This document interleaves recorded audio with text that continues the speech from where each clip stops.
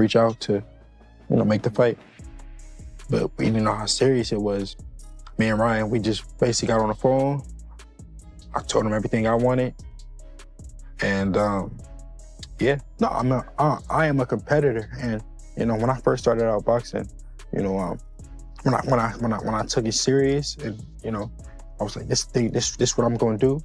I wanted to be, I said, I'm gonna be great in the sport. I'm gonna be the best. I'm not in here to be, just a competitor. I'm not in here to be just one of the other guys. No, I wanna be the best. I wanna be the guy. So it hasn't, nothing has changed. So the world could just see me face it. But, I'm gonna rise even higher than I was before. Now that you're taking care of business, how does you and Devin Haney end? How does that fight go? A knockout. 45 seconds left, Keith. Stay sharp, baby. Bro, I'm real, bro. I'm for real. And put anybody in there in front of me, I'm gonna say the same thing. I'm gonna stop them. Put your money on it. Keyshawn Davis just scored a massive TKO victory over Jermaine Ortiz in his junior welterweight debut and immediately seized the moment to call out Devin Haney for a future showdown, sending shockwaves through the boxing community. My question to you is, you called out Devin Haney. You talked the other day, and I told you what Mickey Bay said about Devin Haney and you fight. I talked with somebody that you might know from when you were younger, Coach Sean from Norfolk, Virginia. He told me, when it come to fighting, Keyshawn Davis is just a mean little dude. Like, you can come, you want to box and do all that. He love to fight. Now, I asked you this about Mickey when it came to Devin Haney. Now that you're taking care of business, how does you and Devin Haney end? How does that fight go? A knockout. Say less. Devin Haney wasted no time firing back on social media with a direct response to Davis's challenge. Haney shot back with a brief but powerful message saying, "Keyshawn, let's do it," making it clear he's not backing down from the potential matchup and is willing to entertain the idea. Davis quickly countered with supreme confidence, boldly claiming he would knock out Haney if they stepped into the ring together and declaring himself ready to compete against the division's elite. I was gonna say, Devin said, let's do it. I know he's... There was some legal issues. I don't know what happened. You said he had to turn himself in, but I believe he tweeted like, Keyshawn, let's do it. He said that? Yeah, but he tweeted like something like that. Yeah. Bill was in my DMs. We already was talking about it, honestly, before he even hit the media. So I know it's going to happen in 2026. And you're good going straight to Devin in your first fight at 47? If it make money, it makes sense. Davis has made it crystal clear he's willing to face anyone in the ring and won't be intimidated by big reputations, boldly stating he's legitimate and will knock out whatever opponent gets placed in front of him, while actively elite fighters, including Devin Haney, Lewis Crocker, and Dalton Smith, to establish his credentials at boxing's highest tier. You set your targets publicly on Devin Haney, #1 welterweight by ring, most estimations right now, champion. Why is that? Why Devin Haney? And you have half the amount of professional fights he has. Do you think that's something? There's enough in it for him when he's. I was 6-0 fighting people with 30+ fights, bro. Stop. I don't mean it from that. What I mean is stopping him. Why is he? Stop it! No, I'm playing. No, I'm playing, bro. Nah, why Devin Haney, bro? Honestly, because he's a star. He's a superstar. You asking that question. I felt like that's what it was. Go ahead. Yeah, like at the end of the day, I'm ready to fight anybody. So I'm targeting the biggest names in boxing. Davis unleashed criticism on Devin Haney, arguing that despite Haney's move up from 35 pounds, he still lacks serious punching power and knockout ability, confidently stating he could stop Haney and pointing out that Haney hasn't demonstrated genuine knockout strength at the higher weight divisions. Wow, I have no problem against you, bro, but... We talking business right now, I will knock Devin out for sure. For sure. You don't think he's hitting a little harder at 47 than he was at 35 and 40 growing into that weight? That's a no. It looked like it. It looked like it. It looks to like us, Keyshawn. To me. Let's see how hard I hit January 31st.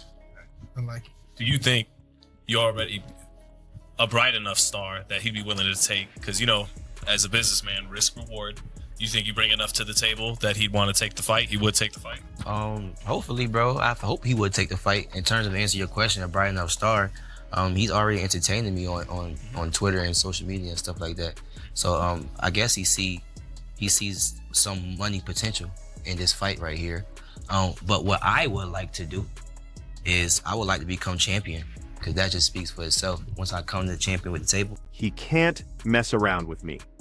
Davis claims Devin Haney has never given him proper recognition dating back to their amateur days, and he's convinced that Haney has consistently looked past him, arguing that Haney never viewed him as a legitimate contender and refused to respect his abilities, even while Davis has been working his way up toward fights with top-tier opposition. Because Cud never f with me. On what tip? Bro, it was like times where like, me, I was always around Shakur as an amateur and shit. So Shakur introduced me to Floyd, Devin Haney, all that type of shit. So there's a hell of times I'm around Devin Haney and we 24 fitness playing basketball, regular shit before niggas became celebrities type shit, or just who we are today. And nigga never even looked me in my eyes. Nigga never showed me respect. Like nigga never. Shakur always like, yo, this nigga Keyshawn, this, that, third. He be like, for real? That nigga still a kid. Like he just never gave me my respect. He sunned you. You know what I'm saying? So it's like, bitch ass nigga, you know goddamn well, nigga.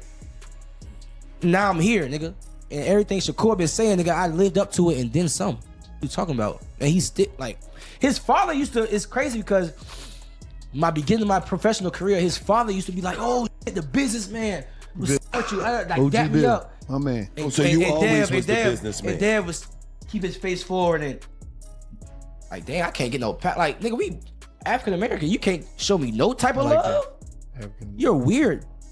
All right, well, how about this? So you've been the business. Yeah, I hear you. Keyshawn Davis stepped forward and directly confronted Bill Haney, demanding he get behind promoting a fight between Davis and Devin Haney, declaring his readiness to compete at that level and warning that regardless of whether Haney's team supports making the bout happen, Davis will still defeat Devin in combat while demanding recognition and angling for a major fight opportunity. Fell the weight, but listen, you still got an opportunity when you go handle your business right here, because you know me and you in the DMs.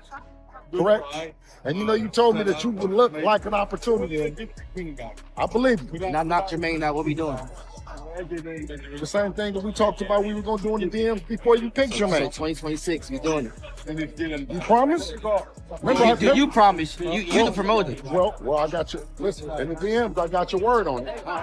Keyshawn has transformed as a competitor, demonstrating enhanced knockout power, mental toughness, and laser focus by becoming the first fighter to stop Jermaine Ortiz, despite Ortiz previously completing full fights against elite opposition like Vasily Lomachenko and Teofimo Lopez. Davis managed to finish him, demonstrating his rapid ascent toward championship-level competition. Keyshawn Davis returned to the ring, stopping Jermaine Ortiz, something that Teofimo Lopez, Lomachenko couldn't do against Jermaine Ortiz. Heck, they had tough battles with Ortiz.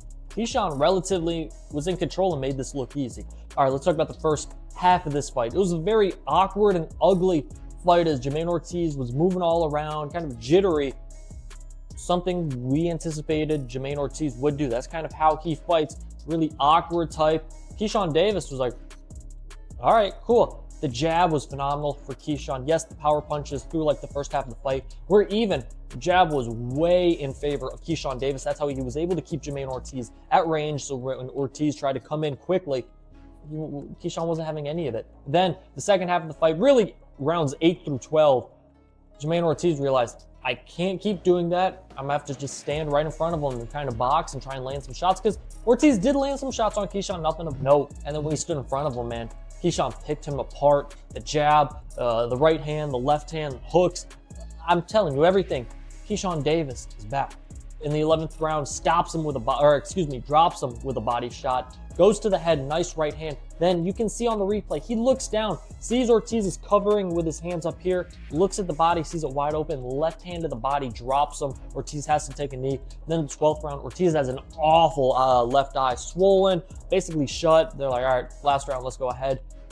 Keyshawn, 15 seconds left. does what he needs to do, gets the stoppage, the TKO. Ref says, yeah, no, I can't do it anymore. I can't watch this. And Keyshawn Davis is back. Hey, he called out Devin Haney immediately after the fight. He wants to go up to 47. Already looked pretty big, looked strong at 40, but says, hey, I can go to 47. Davis looked back on his 40-pound division debut, explaining how surprisingly natural and confident he felt competing in the higher weight class. He shared that his physical strength and durability exceeded his expectations, enabling him to absorb his opponent's shots while maintaining forward pressure. Davis kept steady energy output throughout the contest, managing his stamina intelligently while systematically breaking down Jermaine Ortiz. He revealed that even in the later rounds, he remained focused on achieving a stoppage, keeping the knockout goal alive from the opening bell. His tactical patience mixed with relentless power and conditioning led to a commanding 12th round finish, establishing his authority in the division. Boxing experts and commentators universally hailed the showing as remarkable for someone making their weight class debut, emphasizing that Davis didn't just adjust successfully to 40 pounds, but displayed elite-level ring intelligence and finishing instincts. I ain't gonna lie, bro could punch a little bit. I was surprised. I'm like, damn, okay. But yeah, man, I just felt like, I feel like he had a lot of respect for me in the ring. I feel like I was already getting to him in the weigh-ins and press conference. I don't know. I think I just always get to my opponents before I fight. It's just, I don't know. I don't know what it is. But I just be being myself, for real. And he was showing me a lot of respect in there in the ring. But also, as the fight just kept going on, we both got comfortable with each other, like, all right, bet. So I did feel him actually trying to win, for sure. But, like, after a while, as I kept punching him and as my strength and energy was not going down, he was just in there. So then after like 6th round, I'm like, all right, I got 6 more rounds to go. I'm really about to try to stop you now. You know what I'm saying? Even in the 12th round, I'm like, I'm about to stop you. Like it never left my head. Like, I'm about to stop you. Like, every round, I'm about to stop you. I don't know when it's going to happen. Was going to happen. Keyshawn Davis opened up about the emotional roller coaster he experienced in the lead up to this fight, revealing the ups and downs and personal battles he endured since his previous appearance. Davis admitted there were moments in the darkness when he wondered if he still had the desire to pursue boxing, emphasizing the psychological and emotional hurdles he needed to clear before stepping back between the ropes. Through all these challenges, he delivered on a promise he'd made to his supporters by securing a knockout in his 40-pound premiere against Jermaine Ortiz. Competing before 20,000 spectators, Davis felt overwhelming appreciation and clarity of purpose, positioning the win as a career-defining moment. He characterized the bout as a vision brought to life, proving that persistence, belief, and unwavering resolve can transform obstacles into career-defining triumphs, indicating his professional journey is now heading in an exciting direction. Getting a knockout win in his debut at 140 to cement his status as a top player in the division, and I'm going to turn it over to Keyshawn. Well, first things first, all glory to God. Jesus Christ for giving me this win. It's been a long time coming, man. From my last fight all the way to tonight, man. There was a lot of twists and turns and up and downs and nights where I just didn't even want to do this anymore. And y'all don't know that half of like how I even got here tonight just to perform. And how I got that knockout is crazy because I always dreamed to get like a 12-round knockout, like 12 round. Like, that was always my dream. So like, to do it in an opponent like Jermaine Ortiz on my return in front of 20,000 fans, that's God, bro. That's God. I feel like he turned my whole career around. And now it's just continue to just keep trusting in him, that he's gonna do even bigger things for me. And I'm here, man. I'm back and I'm better, just like I promised y'all. Also, I promised y'all a knockout and I got y'all that. Keyshawn Davis has been extremely vocal about his thoughts on a potential showdown with Devin Haney, and his self-assurance has translated into provocative declarations. Through social platforms and media appearances, Davis claimed that Haney would be simple business for him, insisting Haney lacks significant knockout ability and possesses nothing technique-wise that concerns him, suggesting he'd dominate Haney easily once the fight materializes. Davis's attitude stems from supreme confidence after his devastating TKO victory over Jermaine Ortiz. He's stressed that he's finished several fighters who had never been stopped previously, and stated he's certain he'd accomplish the same against any opponent put before him, Haney included. Well, Devin Haney. I feel like me and Devin Haney will be it'll be an easy fight for me, bro. Like super easy, bro. Like, and I know I would stop Devin Haney. I've been saying this, bro, before the Ryan fight, bro. He just don't got nothing for me. He got nothing for me. Like, you don't got no power. You got nothing for me to worry about. Like, what are you gonna do to stop me? Got you. And what I got coming with, you know what I'm saying? I feel like he don't got nothing to even stop me. His defense is not that good. I feel like I got better defense than him. I know he fought better opponents than me, so you know what I'm saying? So I gave him the benefit of the doubt. Yeah, for sure. But I just feel like I got better defense than him. His resume tough. Nah, it is. His resume tough. But you gotta realize he fought a lot of guys that was smaller than him too, bro. A lot of these guys were smaller than him, and he was saying it in the weigh-ins, you're too small. You know what I mean? So he Davis completely criticized Devin Haney for pursuing legal action regarding his disputed bout with Ryan Garcia, branding Haney weak and arguing he should handle his defeats like a genuine competitor instead of taking the matter to court. Davis attacked Haney's character, implying that choosing litigation over settling disputes in the ring showed weakness and was inappropriate for an elite boxer, contending that authentic fighters accept losses gracefully and continue forward.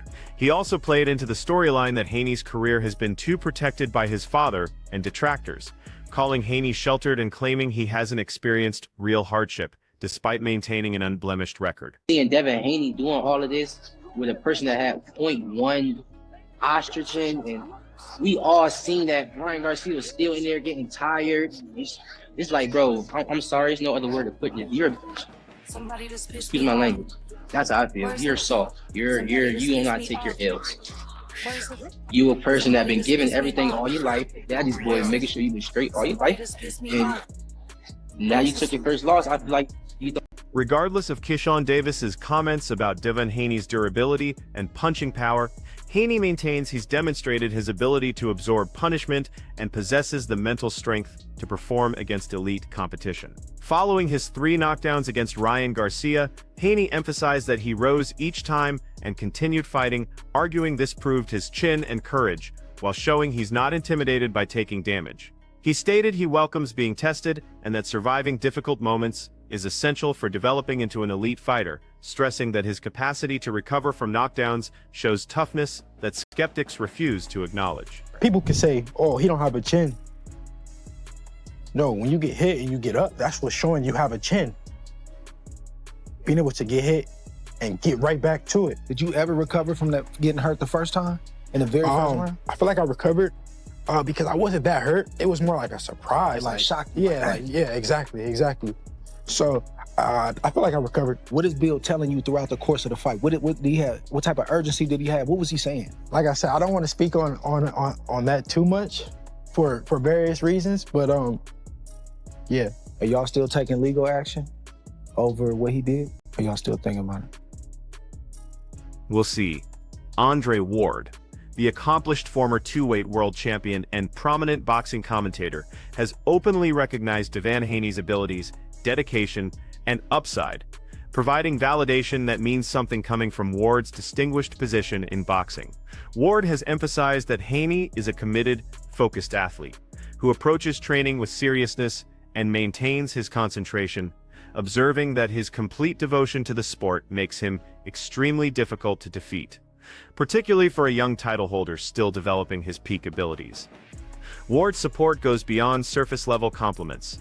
He's noted that Haney's blend of technique, commitment, and fight preparation positions him as a potential future icon when executed properly in major contests. In separate conversations, Ward has defended Haney's disputed performances, including the narrow victory over Vasily Lomachenko, supporting Haney's showings and encouraging doubters to evaluate competitive fights more fairly. This backing from someone with Ward's credentials demonstrates that numerous boxing insiders consider Haney among the sport's premier talents. I think Bill Haney has done a masterful job with how he's moved his son. And Devin Haney is the truth. He's got skill. He's probably one of the most technically sound fighters in the game today. I think Haney has the advantage because similar to me and Kovalev, people think, oh, he's been at the weight class longer, so he's bigger.